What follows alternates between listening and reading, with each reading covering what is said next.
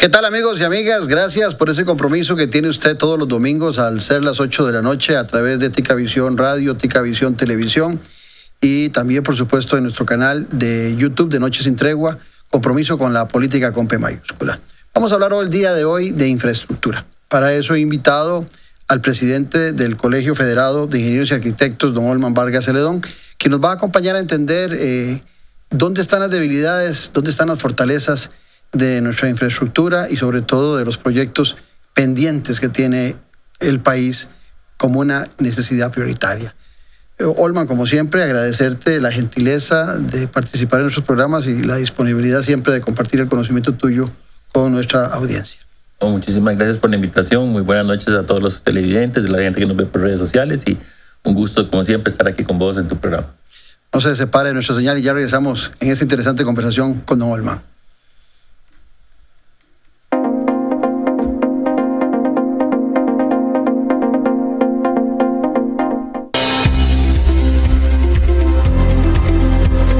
Desde hace 20 años, en Mi Crédito, estamos comprometidos con su bienestar, respaldando sus sueños y mejorando su calidad de vida.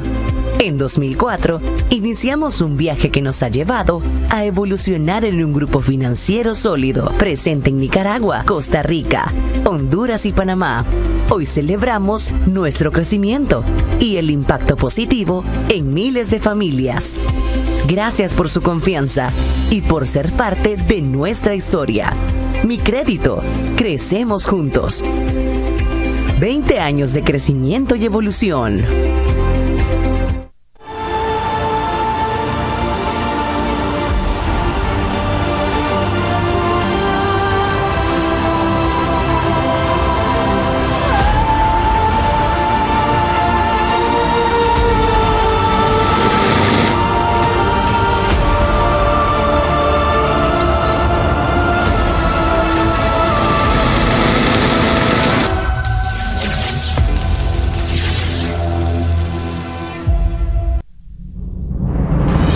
Café y palabras, porque la política sí importa.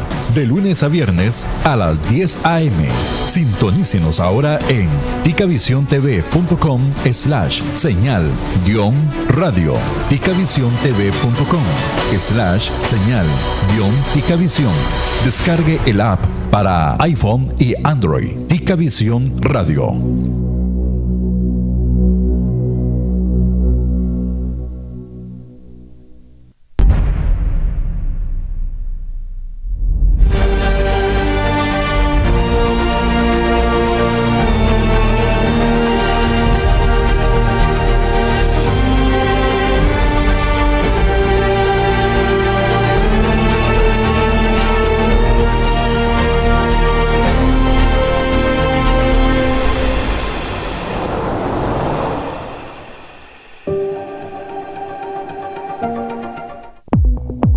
Mantente informado con lo último que pasa en el país en nuestro sitio web www.ticavisiontv.com. Las noticias más destacadas al instante. Noticias Ticavisión, nacionales e internacionales. Las noticias e información en un solo clic.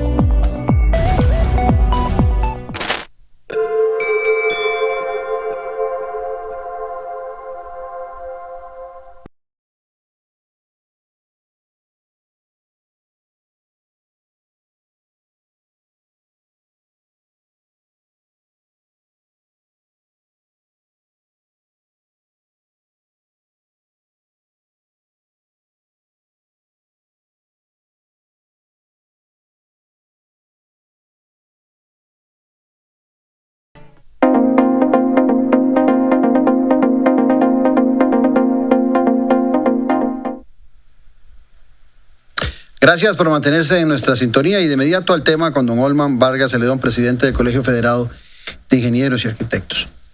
Don Olman, siempre que se habla de la generación de políticas públicas, siempre que se habla de si un gobierno es bueno o es malo, tendemos a ver el desarrollo de la infraestructura pública, sobre todo carreteras en general, y también por escuelas y colegios, pero en el caso particular suyo, para el que lo invité, es para hablar del desarrollo vial de nuestro país. Desgraciadamente, hemos estado estancados por muchas décadas. En la actualidad no es la excepción. Cuidado si no se ha aumentado más el estancamiento en la actual administración. Pero lo que quisiera es tener un diagnóstico suyo del estado de situación hoy de la infraestructura vial, que quienes manejamos y nos trasladamos por el país la encontramos caótica, descuidada en todos los aspectos. Ni siquiera las carreteras que tenemos gozan ni siquiera de un maquillaje con pinturas, con ojos de gato. Para los temas de seguridad encontramos realmente una deficiencia general, no solamente en lo que ya tenemos, en su mantenimiento, sino también en nuevos proyectos. Pero ¿cuál es el diagnóstico que hace usted desde el Colegio de Ingenieros y Arquitectos, que sin duda tienen un panorama mucho más amplio y más certero que el que yo pueda tener? Sí, evidentemente en temas de infraestructura vial estuvimos un periodo bastante largo, digamos, donde hubo una parálisis casi total en 2-3 administraciones fácilmente, que hizo que muchos de los proyectos no se desarrollaran, los que se estaban desarrollando con problemas enormes, y se fue muy lento consiguiendo algunos dineros para algunos proyectos hacia futuro.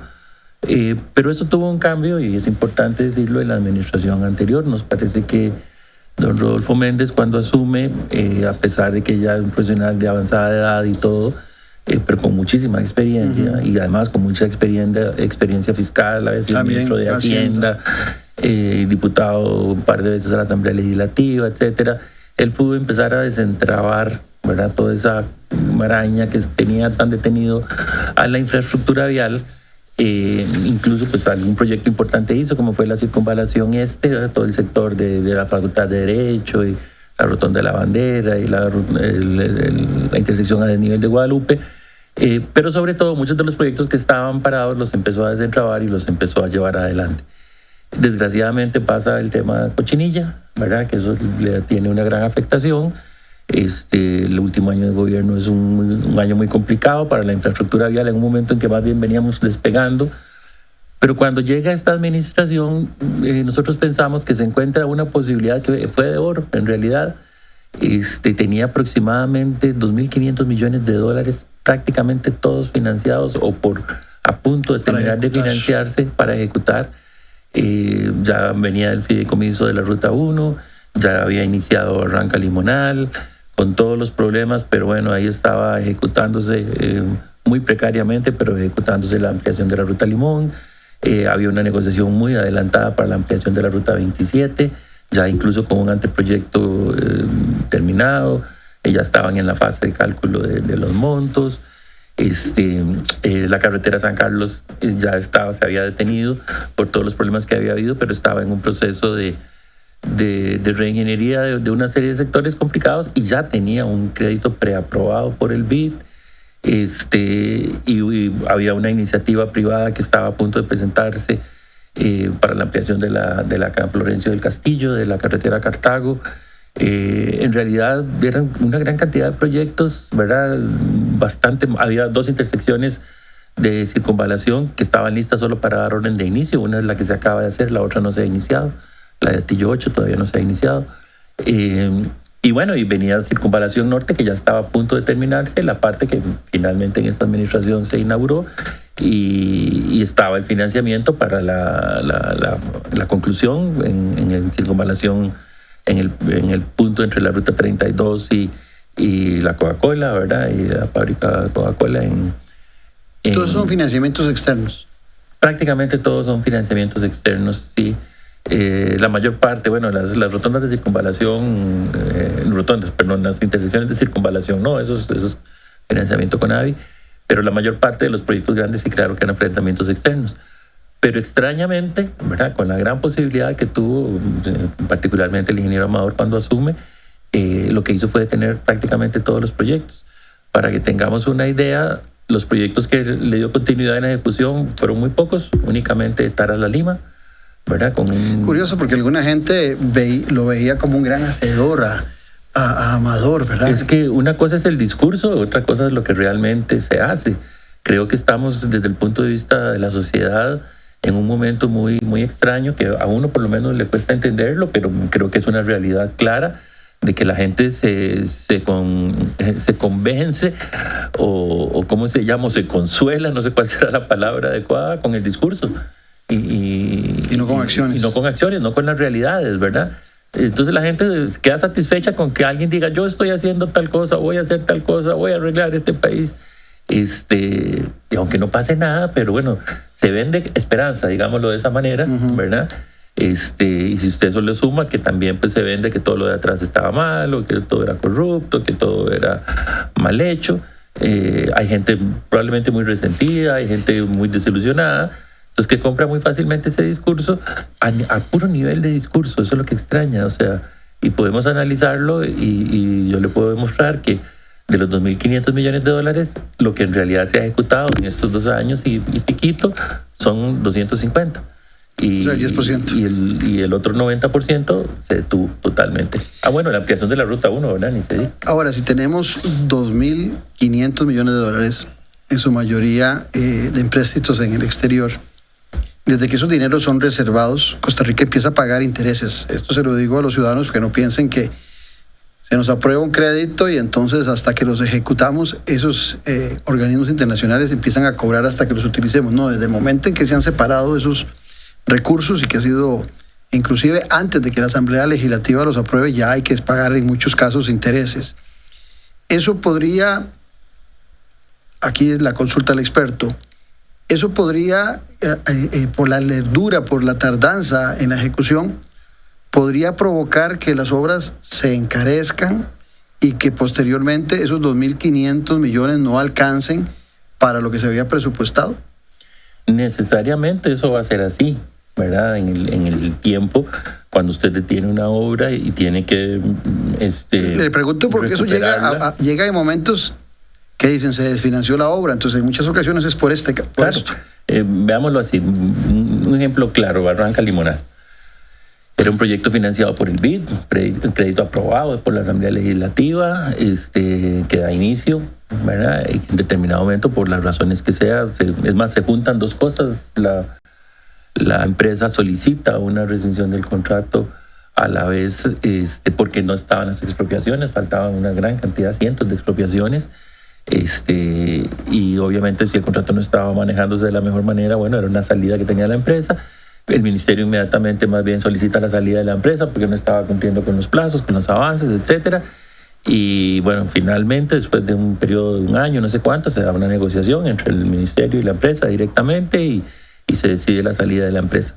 Pero el recurso se pierde, ¿verdad? El recurso se pierde. En su momento se habló mucho que, bueno, cojo esta plata y me la paso para otro proyecto. Eso no usted lo sabe, eso no funciona así, ¿verdad? Eso no se puede hacer. Tienen condiciones específicas. ¿Verdad? Porque la gente piensa que ahora la carretera a San Carlos se va a financiar con esa plata. En realidad la carretera a San Carlos tenía un crédito por el BID también preaprobado, al cual no se le cumplieron las condiciones previas, estaba prácticamente perdido. Y bueno, ahora me parece que el ingeniero Batalla está haciendo algunos esfuerzos ingentes para recuperar ese crédito, cumplir con condiciones previas a eso, y probablemente se va a recuperar y va a poder dar continuidad a la carretera a San Carlos, que también es una ruta muy importante, que también se había detenido.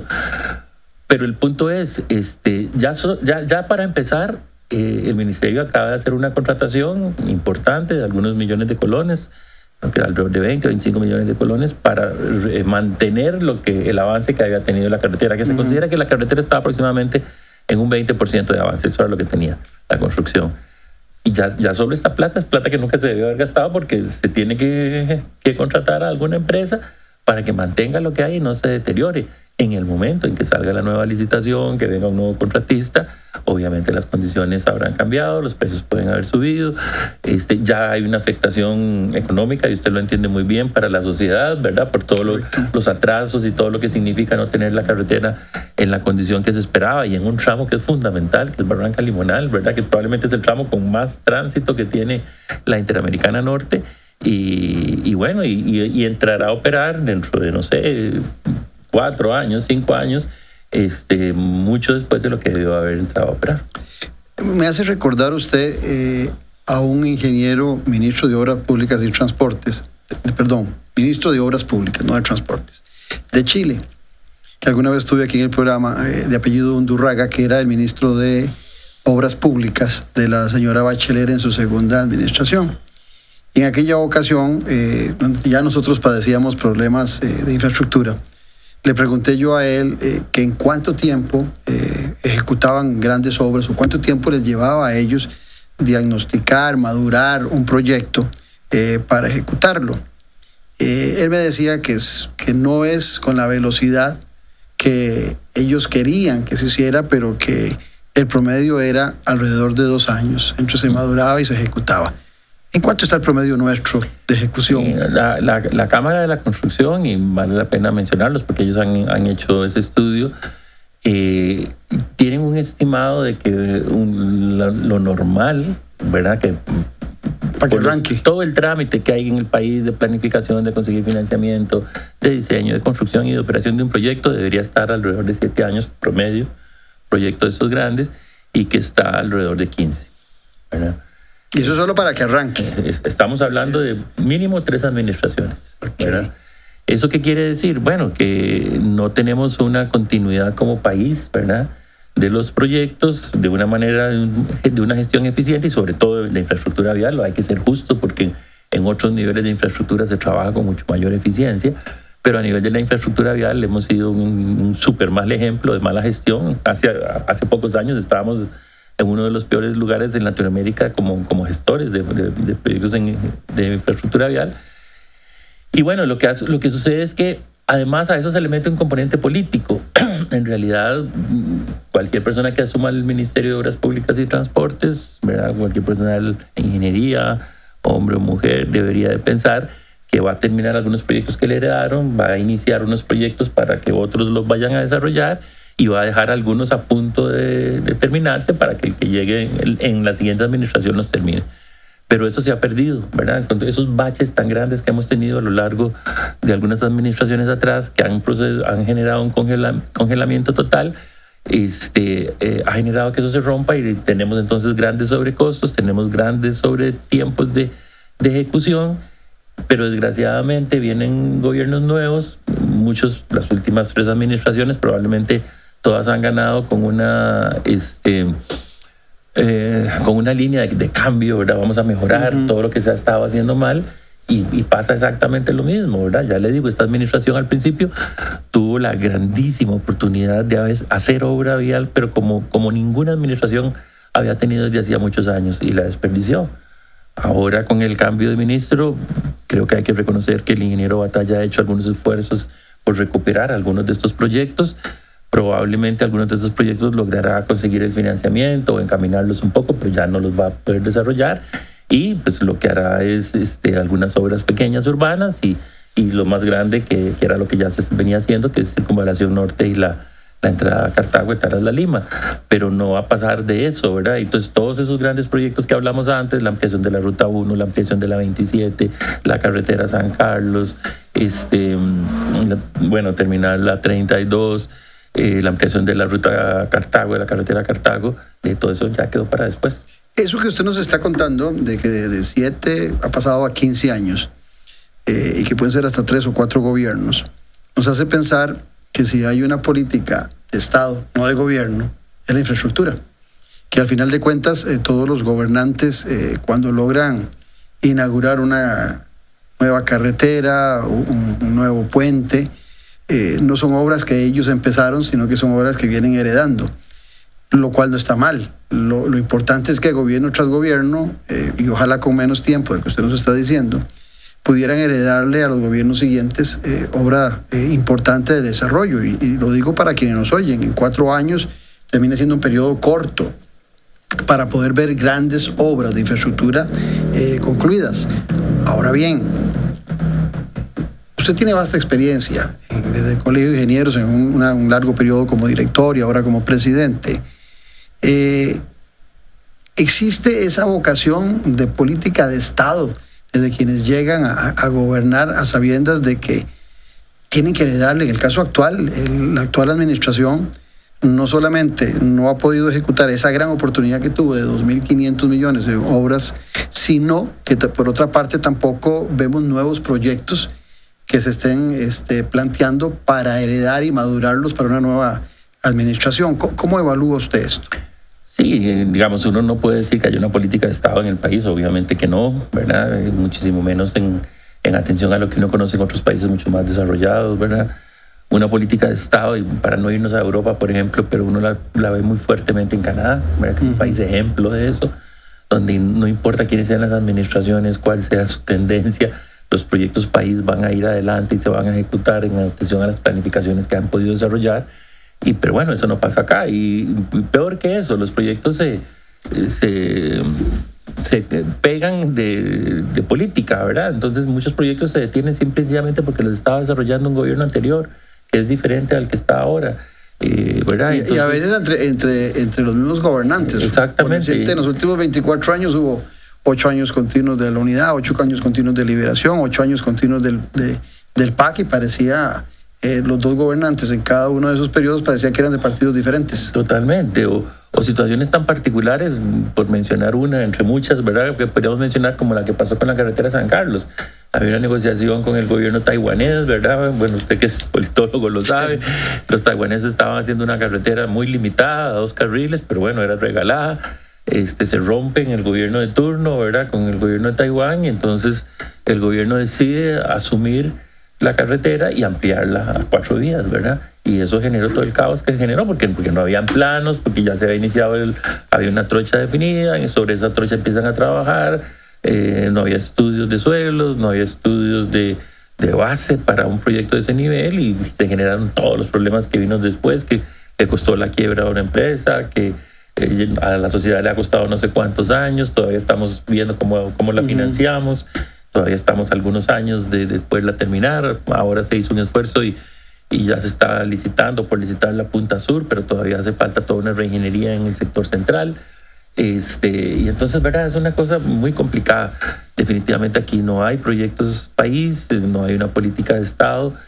Hay mucha politiquería en la gestión, ¿verdad? De la infraestructura vial.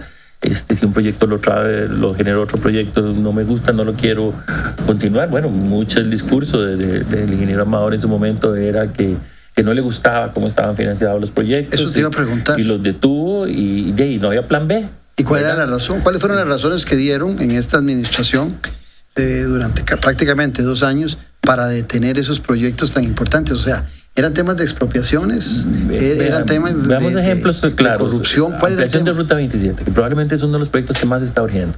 Tenemos un concesionario, bien o mal, tenemos un concesionario que todavía tiene 10, 12 años adelante en la concesión. Y aquí se dijo, y es cuando hablamos, volvemos al principio, cuando se dicen cosas y la gente las cree.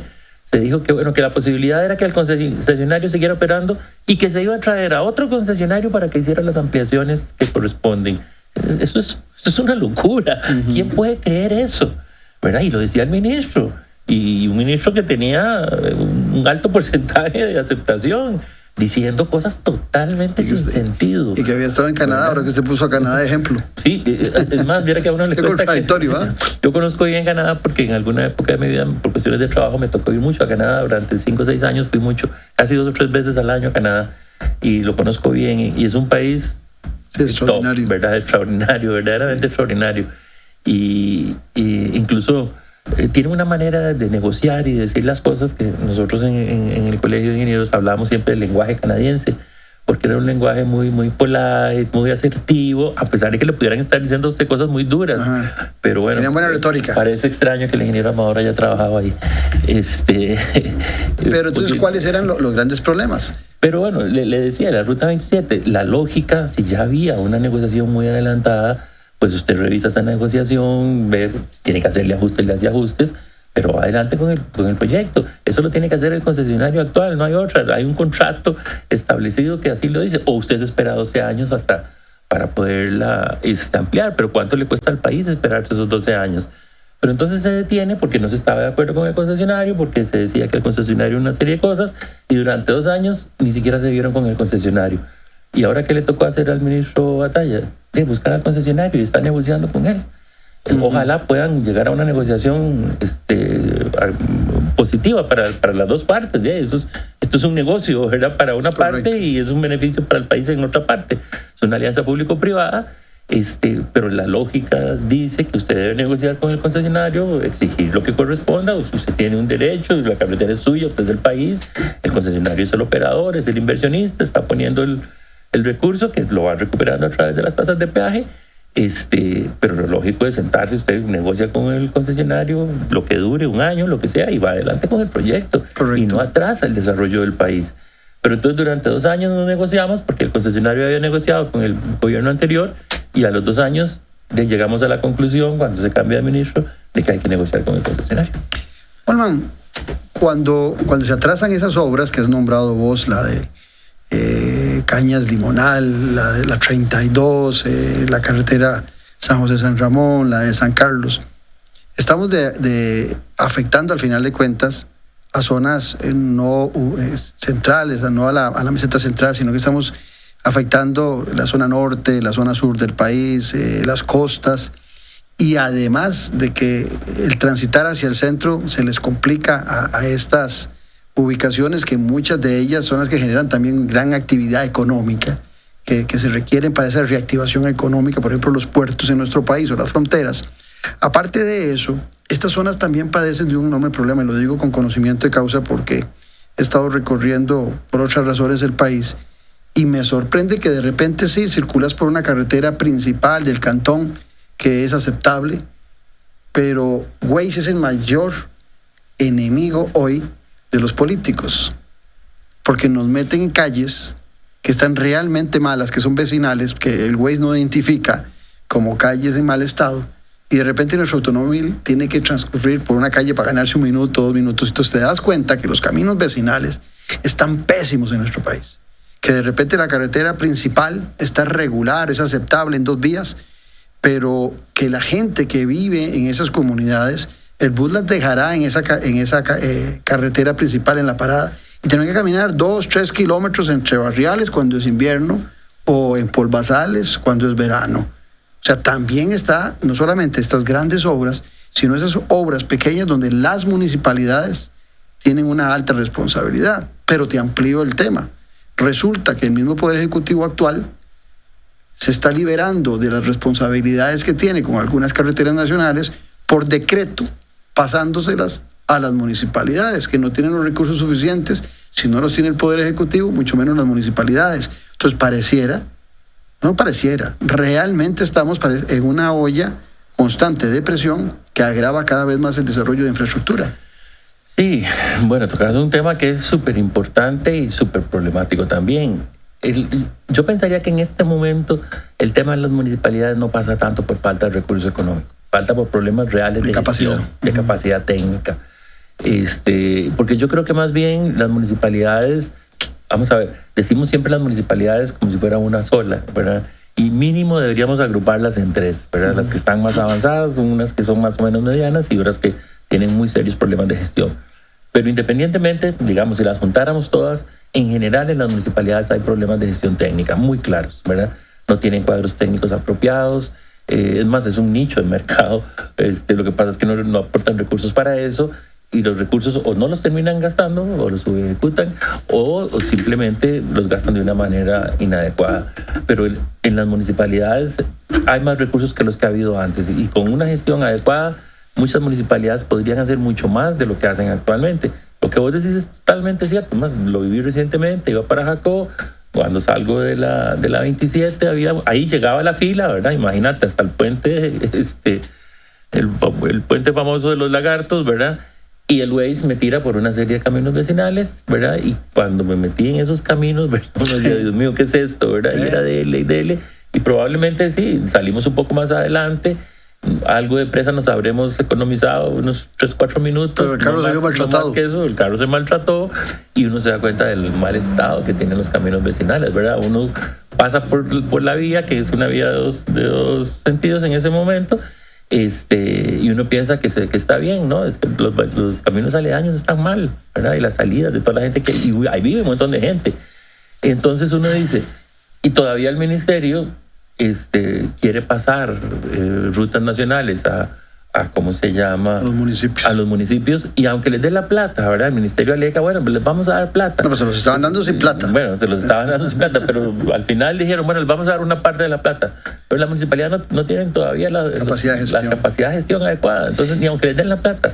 En eso de capacidad de gestión, recuerdo, y se me viene otra vez este ministro Undurraga, era un tipo joven de Chile, que él contaba que en Chile también lo que habían hecho era el que el Ministerio de Obras Públicas ayudaba a todos los municipios que tenían mucho equipo para desarrollar infraestructura, me imagino vagonetas, tractores, todo lo que utilizan ustedes los ingenieros para desarrollar una carretera, y que los municipios lo que tenían que tener era el proyecto y que ellos les ayudaban a desarrollar el proyecto y los recursos, y que en adelante el Ministerio de Obras Públicas les afinaba los proyectos, se los planteaba tal y como debían ser, y además de eso, si podía también facilitar el equipo necesario. ¿Cómo funciona esa relación entre las municipalidades y el Ministerio de Obras Públicas y Transportes? ¿O las municipalidades tienen que tener esa capacidad de gestión con un equipo particular en la municipalidad de ingenieros y contratar ellos mismos a las empresas que van a desarrollar? No participa en esas actividades el Ministerio de Obras Públicas. Uno pensaría que las municipalidades deben al menos tener un equipo básico de gestión para atender sobre todo necesidades urgentes y algunas que podrían ser estratégicas pequeñas, ¿verdad? Pero si hay un deslizamiento, la municipalidad no puede estar dependiendo del ministerio para eso. Hay muchas municipalidades que lo tienen, hay muchas que no lo tienen. Bueno, si por ABC no se tiene, debe tener usted entonces los recursos para poder contratar, ¿verdad? De emergencia, para poder contratar. Si hubo un deslizamiento, si hubo contratar. Pero ahí viene una pregunta: si no tienes la capacidad de gestión y a quien contratás se da cuenta de tu ignorancia en las municipalidades, de repente también los estafa. Bueno, muchas veces hay muchos de los problemas que se presentan en las municipalidades porque se hacen contrataciones que no están debidamente sustentadas, que no tienen los análisis técnicos, y no quita que haya más de un operador que se aproveche de ese tipo de cosas, ¿verdad? Que se dé cuenta de cuáles son las falencias que hay en el interior de una municipalidad y se termina aprovechando de eso. Pero la tercera opción, ¿verdad? Entonces, una es que la municipalidad tenga un equipo base, otras que no tenga, pero bueno, tenga los recursos para salir a contratar. Pero la tercera opción es salir a pedirle ayuda al MOP, ¿verdad? Que eso es lo que hacen muchas municipalidades. Y el MOP termina ayudando, y por eso pues uno puede entender que a veces una autoridad del MOP se desespere, porque por terminar ayudando a un montón de municipios deja de ejecutar alguna de la obra que sí es responsabilidad propia del MOP en lo que es ruta nacional. Pero podría haber un departamento bien formado, con nuevos ingenieros. Hay muy buenos ingenieros en el país, hay mucha necesidad de trabajo, y el MOP podría fortalecerse perfectamente, estoy pensando en voz alta, con una estructura que dé toda esa asesoría y ese acompañamiento a las municipalidades y que no tenga que ver absolutamente nada con las grandes obras a nivel nacional. Sí, de acuerdo. Han pasado dos cosas importantes. Yo considero, y de verdad que te lo digo no por estar en el Colegio de Ingenieros, pero sí lo considero que aquí capacidad técnica hay. Sobra, recursos humanos sobra. Y usted lo ve claramente en construcción, ¿verdad? Porque si usted ve cómo se construyen las obras turísticas, las obras comerciales, las obras industriales, y esas se construyen perfectamente, se construyen en tiempo. Es más, las empresas constructoras que están dedicadas a eso ganan bonos porque terminan antes de los periodos. Y son los mismos ingenieros, ¿verdad? Los mismos ingenieros de los compañeros que están trabajando en temas de infraestructura vial, o la mayor parte están trabajando en temas de construcción. Porque ¿por qué no se desarrollan las empresas de infraestructura vial? Bueno, primero porque el gran contratante es el Estado y el Estado paga mal, ¿verdad? Entonces, donde el Estado se atrasa en los pagos y todo eso, las empresas entonces terminan teniendo problemas de flujo y terminan saliendo. Entonces, nosotros tenemos una experiencia en el colegio que hicimos un estudio hace un par de administraciones para un ministro que trabajaba haciendo EVAIS, y él estaba asustado por la plata que les estaba costando un EVAIS. Entonces nos llevó los planos de un EVAIS y mire, si ustedes al colegio, si ustedes fueran a contratar esto, ¿cuánto pagarían? Y nosotros le hacemos un presupuesto detallado, la mitad de lo que él pagaba. Y entonces el ministro, ¿verdad?, de turno dice, pero ¿cómo puede ser posible? ¿Cómo estoy pagando yo el doble? ¿Por qué? Porque le pedían a la empresa que la financiara completamente, ¿verdad? Era tan mala paga el gobierno que había decidido, en lugar de pagar por avance de obra, le dijo, sacaba licitaciones y le decía a las empresas, no, usted financia el proyecto y yo se lo pago llave en mano. Y entonces, ¿qué hacía la empresa? Y cobraba el doble. Sí, claro. ¿Verdad? ¿Y quién pagaba eso? Todos los costarricenses, ¿verdad? Y entonces, por una ineficacia, una ineficiencia clarísima del aparato estatal, ¿verdad?, del ministerio de turno, y no digo el nombre, pero el ministerio de turno, el Levice costaba el doble de lo que en realidad costaba. Entonces, bueno. Y desde el Colegio de Ingenieros, cuando hacen evaluaciones en general del Ministerio de Obras Públicas y Transportes, ¿se han planteado en algún momento proponer una reestructuración de ese ministerio, darle un proyecto de reestructuración a quien gobierna para que ese ministerio sea el pie de amigo de las municipalidades, para que ese Ministerio de Obras Públicas y Transportes retome el liderazgo en el sector? Porque ese cuento de que antes el Ministerio de Obras Públicas y Transportes lo hacía, todo eso es mentira.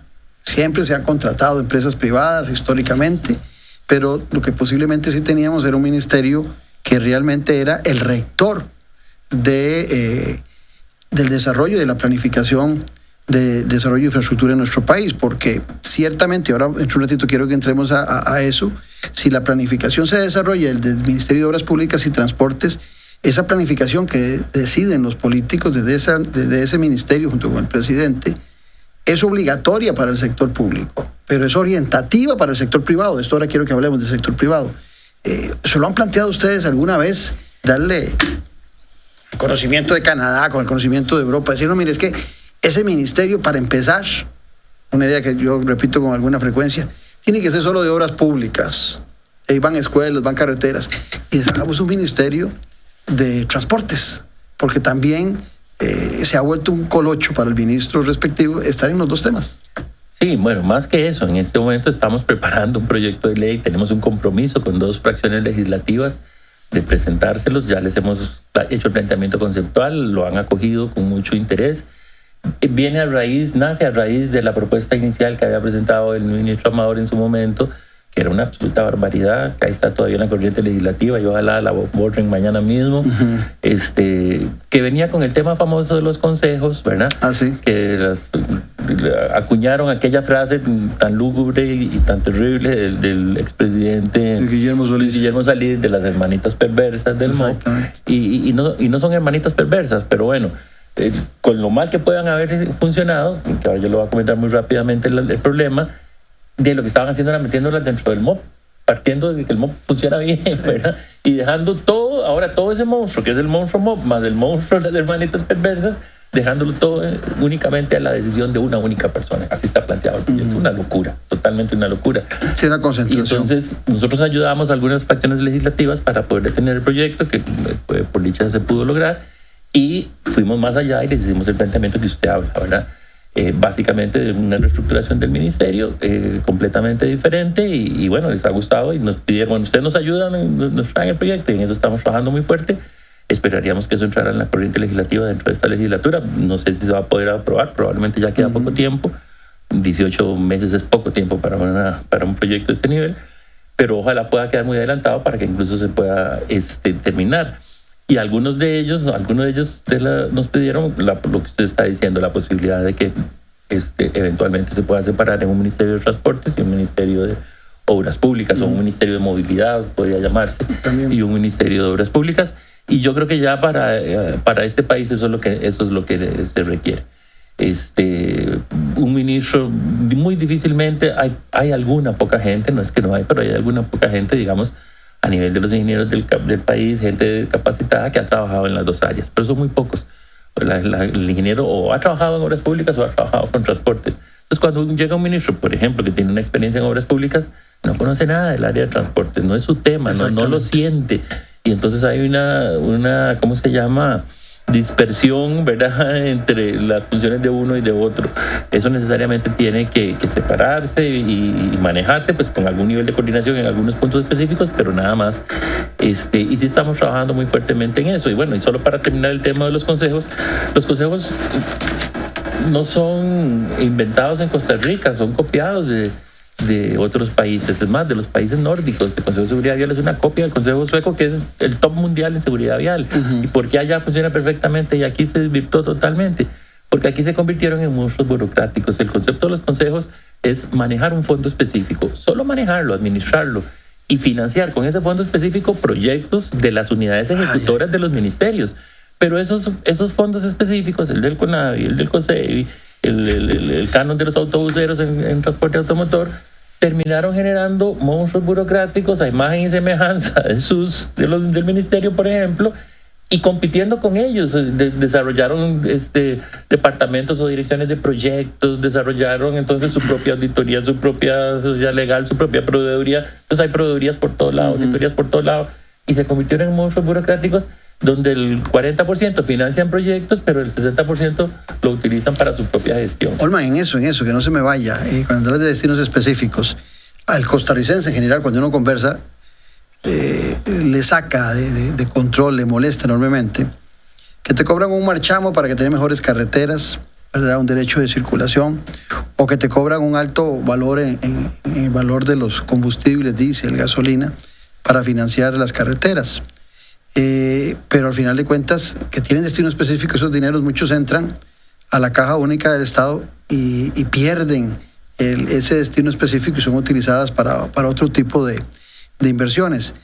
¿Cómo ves vos también esa molestia ciudadana? Porque al final de cuentas, con esos destinos específicos de estos dos temas que acabo de nombrar, tanto el marchamo como el de la gasolina, aspiraríamos, no importa que la gasolina tenga el valor y los impuestos que tiene actualmente, pero con unas carreteras maravillosas. Claro, de hecho, aquí pasó algo muy interesante. Cuando se crea el CONAVI hace 24 años, ¿verdad? En el año 2000 por ahí, se genera un destino específico en un momento en que todos los países latinoamericanos estaban eliminando los destinos específicos, ¿verdad? Y aquí fue más bien como un ejemplo, ¿verdad? De que, bueno, en atención a la necesidad que había en ese momento de recuperar la red vial, se genera el destino específico. Se distorsiona, obviamente, porque en el último momento, a pesar de que el fondo era para mantenimiento, se distorsiona cuando por excepción se le da la posibilidad de que se genere obra nueva, y finalmente el CONAVI termina generando 60% en obra nueva y solo 40%, y a veces ni siquiera eso en mantenimiento. Pero bueno, más allá de eso, el destino específico bien utilizado es una excelente decisión. ¿Cuál es la otra distorsión que ha tenido? Que el ministro de Hacienda no pasan los recursos que la ley les establece, ¿verdad? Y bueno, se está pasando en este momento. Y a pesar de que una ley le dice, dele tanto a vivienda o dele tanto al CONAVI, se retienen esos dineros, se disminuyen. Entonces las unidades ejecutoras, ¿verdad? Terminan subejecutando y la necesidad está, la plata está, y de ahí el gobierno entonces la mantiene y la usa para otro tipo de cosas. Eso no debe de pasar. Los destinos específicos son destinos específicos, se deben respetar, están por ley, y esa es la real posibilidad que tenemos de resolver los problemas. Pero entonces generamos un destino específico, un fondo específico, y ese fondo no se utiliza para financiar lo que la ley establece, y así no pueden funcionar las cosas. Cuando estaba jovencillo, yo en los años 80, cuando estaba en la Universidad de Costa Rica, lástima que nunca guardé ese recorte, recuerdo que había salido un reportaje del desarrollo ahora que vos hablabas de la red vial en Centroamérica, y en aquel cuadrito que lo tengo grabado aquí en mi mente, por lo menos en el primero y en el segundo lugar, decía que Costa Rica tenía la red vial mejor y más desarrollada de todo Centroamérica, y en el segundo lugar aparecía Guatemala. En ese cuadrito nosotros duplicábamos porcentualmente la red vial de Guatemala, desde la perspectiva de que Costa Rica tenía red vial para ir a todas las zonas del país, para todos los ciudadanos. O sea, tratábamos a todo el mundo por igual, y entonces habían carreteras en los 51,000 kilómetros. ¿Tenés datos de eso hoy? Yo creo que hoy estamos muy distantes y que hay países de Centroamérica que nos han siempre seguimos en porque ya la red vial se ha desarrollado, pero esa red vial, ¿verdad?, que se desarrolló en los años 50, en los años 60, que llegó a tener la mejor cobertura en Latinoamérica. Obviamente ahora tenemos un nivel de calidad de la red que no es el adecuado. No está tan mal, pero no está como debería estar, y mucho menos con un CONAVI como se tiene, con un fondo específico, o incluso con organismos como el ANAME, ¿verdad?, que están hechos para controlar la calidad y no tenemos la calidad de red vial que deberíamos de tener con base, digamos, en el esquema conceptual que tenemos. Y otros países han subido muchísimo, y particularmente los países centroamericanos, ¿verdad?, la red vial, y ya no hablemos de Guatemala, de Nicaragua, de Salvador, y de Guatemala incluso a nivel de calidad de la red está mejor que Costa Rica en este momento, ¿verdad? Y lo vemos cuando vamos a esos países, y a veces vemos las carreteras y nos asombramos, porque no estamos hablando de Brasil o de México o de Canadá, no, estamos hablando de Nicaragua o de Salvador o Guatemala, ¿verdad?, que son países muy cercanos a nosotros, y de momento a otro nos encontramos que han tenido desarrollos viales superiores a los de nosotros. Olman, y el tema... que los han hecho también con figuras de fondos específicos, claro, ¿verdad? Pero los han administrado mucho muy mejor. bien. El tema de las expropiaciones, ahora que hablabas de ese tema, recuerdo con bombos y platillos, no sé si hace 4, 3 o 5 asambleas legislativas, que se cambió la ley de las expropiaciones y hubo una gran alegría en relación a que se iba a hacer más fácil las expropiaciones. Pero ahora que te oía en todas estas rutas que están quedando pendientes, que este gobierno las va a dejar pendientes para otro gobierno, el tema de las expropiaciones sigue siendo una justificante. ¿No mejoró la ley realmente el hecho de las expropiaciones? Dos veces se ha cambiado la ley y, como usted bien dice, se celebró de que ya por fin se habían hecho los ajustes, pero a la hora de operativizarla no ha funcionado así. Porque paga mal el Estado. Sigue siendo el principal problema, ¿verdad? Que hay en este momento para planificar adecuadamente un proyecto de obra vial, el tema de las expropiaciones, porque es la lógica, lo que dice, y la buena práctica de la ingeniería es que usted debería sacar un proyecto para contratarlo y ya debería salir con todas las expropiaciones listas. Y dígame cuál proyecto sale. Pero ¿qué es? Que el ciudadano se pone vivillo y tenía un terreno que no valía nada y se da cuenta de que ahora va a pasar una carretera por ahí y se le ocurrió que en lugar de que esa terreno valga 10 millones, ahora voy a cobrarle al Estado 100 millones, por decirte algo. ¿O es que el Estado tiene poco brazo para poder expropiar por un interés nacional? Yo creo ¿O es que el Estado le pone y le tasa a la hora que hace las evaluaciones de las propiedades muy bajo el precio de las mismas? Bueno, es un poco la sumatoria de tres cosas. Bueno, lo que usted dice que eso es básico, ¿verdad? Normalmente el Estado le dice a la persona, bueno, le voy a expropiar y le pago tanto, y la persona no está de acuerdo, lo considera muy bajo. Hay un tema a veces que es un poco intangible en eso, y es que el Estado probablemente lo va a valorar siempre a como cuesta en ese momento, ¿verdad? La persona va a querer que se lo paguen con base en la plusvalía que se va a generar después de que esté la carretera. Después de que la carretera hecha, y ya eso hace una diferencia para empezar, ¿verdad? Pero bueno, hay que buscar un punto intermedio. Los cambios que se hicieron en la ley y ahora se están planteando de nuevo otra vez, era para que el Estado pudiera decir, bueno, yo le pago tanto, aquí le hago el depósito judicial y yo entro a ocupar el terreno. Usted sigue el juicio hasta que se resuelvan las autoridades correspondientes, se digan quién tiene razón y cuánto es el verdadero precio y se paga. ¿Qué es lo que pasa? Esa orden, ¿verdad?, de entre la tiene que generar un juez en este momento. Y el juez se toma su tiempo, pide opiniones, oye a las dos partes y no es inmediata. Entonces ahora lo que están buscando es que sea de oficio, ¿verdad? Que si el Estado hace el depósito judicial, de oficio pueda entrar al terreno. Pero bueno, en nuestro país las leyes tienen sus complicaciones, hay un poder judicial que es fuerte, y hay cosas a favor y en contra en cada una de las dos posiciones, pero el problema es ese, que no hay una entrada directa del Estado a poder a tomar el terreno por haber hecho un depósito judicial, y entonces queda sujeto a ya lo que es el trámite judicial específicamente para autorizar al Estado, y normalmente lo que se ha dado es que en muchos de los casos el juez espera hasta que haya una resolución para resolver y autorizar la entrada del Estado. Hay que entrarle a ese tema, sin duda. Ese es uno de los temas fundamentales en este momento. Ahora, la Ruta 32. En el otro programa, en Café y Palabras, me decía la arquitecta Carla Carranza que estaban muy molestos en Limón por el montón de rotondas que se están haciendo. O sea, había un proyecto que era un proyecto de verdad, con puentes que ayudaba a las comunidades a estar comunicadas con esa carretera y con otras comunidades, pero que de repente, por abaratar, en la actual administración se decidió hacer rotondas. Los limonenses muy preocupados porque la calle está definida para que tenga una velocidad de 100 kilómetros por hora. Pero que de repente vas a 100 kilómetros por hora y una rotonda puede hacer un tapón o puede provocar grandes accidentes. Saliendo de Cartago, viene uno de Cartago y ahora, como la gran solución, una rotonda rarísima al final ahí entre Curridabat, que va a ser como en unos días, si no lo es ya, como la rotonda de la Bandera o la de Hispanidad. De repente también a alguien se le puede ocurrir que van a hacer una sola vía para buses y restringir la vía de los automóviles. ¿Cómo ves esas soluciones tan jaladas del pelo, creyendo que vamos a solucionar el problema del tránsito en algunos cantones pintando unas calles para que transiten los buses y con muy pocos buses transitando y dejando a los automóviles en una sola vía, o esta idea de las rotondas en autopistas. Yo no conozco autopistas de verdad, de velocidad, con rotondas. Ok, vamos tal vez a nivel conceptual, porque esto a veces es bastante sencillo, pero cuesta que la gente visualizarlo. A nivel de ingeniería de tránsito, en una intersección hay 4 maneras básicas de manejar esa intersección. Una con señalamiento. Entonces, cuando usted tiene volúmenes bajos, puede funcionar la intersección a puro alto, sea. Okay. Un semáforo, ya eso le va a dar diferente, pero digamos a puro señalamiento. 2 son rotondas, ¿verdad? Ya usted tiene un poco más de tránsito, usted puede manejarlo con rotondas. Hay rotondas grandes, digamos, en Estados Unidos, que ustedes las encuentran en rutas de alta velocidad, pero rotondas muy grandes, con grandes longitudes de entrecruzamiento, tienen otro concepto. Las rotondas más pequeñas más bien las desarrollaron en Europa, pero después las combinaron con semáforos.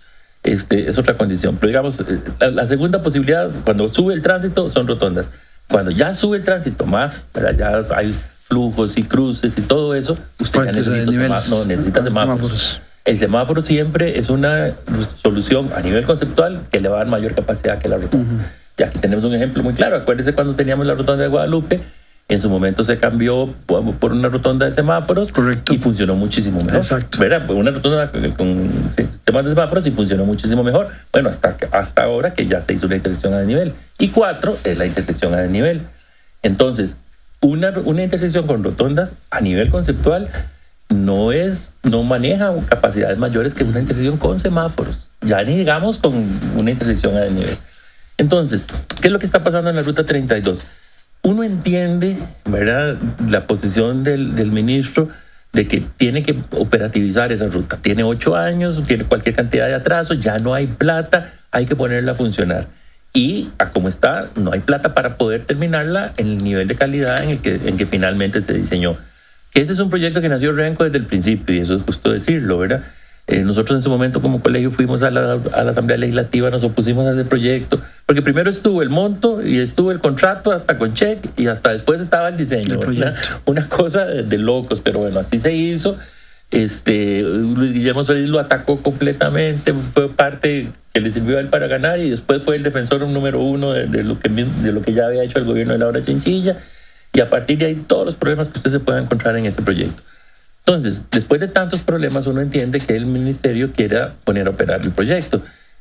Pero entonces nosotros entenderíamos, y así se lo hemos dicho al ingeniero Batalla, que el poner a operar el proyecto con rotondas es meramente una decisión temporal, por ahora, mientras usted termina, consigue los recursos. Si es como los puentes Bailey en Costa Rica. Y la posición de nosotros, y se la hemos mantenido y se la hemos dicho a él claramente, es que el proyecto tiene que seguir. Que usted lo habilite con rotondas mientras tanto, no quita que el proyecto siga. Y siga quiere decir establecer que hay algunas intersecciones que estaban mal diseñadas, eso es cierto. Hay que rediseñarlas, pero bueno, usted las rediseña, sigue expropiando, sigue consiguiendo los recursos que hacen falta, termina las intersecciones a desnivel, y aunque ponga a operar la vía en el plazo corto, en el mediano plazo termina la vía con el nivel de calidad que corresponde. Hay 2 ejes, Claudio, que son fundamentales en este país, pero fundamentales, los que unen las fronteras y los que unen los puertos, ¿verdad? Esos ejes mínimo deberían tener 4 vías, 2 en cada sentido mínimo. Imagínense Limón, que tiene todo el movimiento portuario más fuerte del país, ¿verdad? Todos los cabezales que pasan por ahí, las exportaciones y las importaciones del país. Esa es una carretera que ahora que está siendo mejorada, el crecimiento del tránsito va a ser... Va a aumentar. Pero muchísimo, ¿verdad? Entonces, el ministerio hace un estudio, se lo paga un consultor que se lo pidieron. Él lo dice claramente en el estudio, que tuvo condicionantes, una era del tiempo muy corto, y entonces él hace una proyección de tránsito lineal, ¿verdad? Por eso a él le da que las rotondas van a durar mucho. La realidad es que la realidad de la proyección de tránsito va a ser bastante diferente, y las rotondas van a operar por un plazo relativamente corto, por muy corto plazo. Norma, se nos va el tiempo, nos quedan un par de minutos. Está claro que en la actual administración, y salió en estos días en los medios, es la que está invirtiendo menos en infraestructura en las últimas 2 décadas, ¿verdad? Y bastante menos de inversión de la actual administración del presidente Chávez Robles. Pero vamos al campo en 2 minutos, el campo del sector privado. No hay la menor duda que la construcción pública o privada dinamiza mucho la economía. ¿Cómo se encuentra el sector privado en el desarrollo hoy de infraestructura habitacional y demás? Sí, el sector privado es el que está dinamizando el sector construcción, ¿verdad? Para que usted tenga una idea así muy rápida, normalmente la inversión del sector público en el sector infraestructura era aproximadamente el 20% durante muchísimos años. Nosotros en ese momento del colegio siempre peleábamos por un 30%, por un 30-35%. La realidad ahora, en los últimos 2 años de la administración anterior y los años de esta administración, es que ha bajado a niveles de un 5-6%. O sea, ha bajado un 15% la inversión pública en el sector construcción. El sector se ha mantenido relativamente dinámico. Por lo menos después de pandemia alcanzó otra vez los niveles prepandemia y se ha mantenido ahí. No ha crecido mucho, pero se ha mantenido. Digamos, uno no podría decir que los últimos 2 años ha bajado y se ha mantenido a pura inversión privada. Entonces, en este momento, pues la dinámica del sector privado a nivel de turismo, de comercio, de industria, menos de vivienda, porque la vivienda va bajando, pero se ha mantenido dinámica que ha mantenido el sector. Pero para el sector, el dinamizarlo a través de infraestructura pública sería, bueno, una bendición, ¿verdad? Sí. Pero es cuando más bien el gobierno está restringiendo muy fuertemente toda la inversión. Y lo que representa eso lo que representa desarrollo, ¿verdad? Y generación de empleo y demás.